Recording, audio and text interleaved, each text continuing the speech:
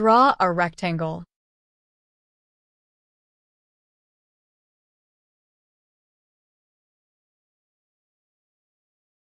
Then use Line tool to divide face diagonally. Here I have used Vertex tool insert mid-vertici, but you can do by Line tool also.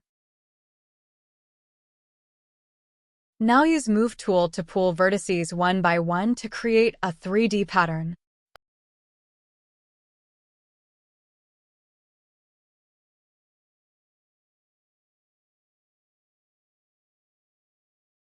I hope this tutorial gonna help you to create such similar model in a minute. If you like my video, please share and subscribe. Thank you.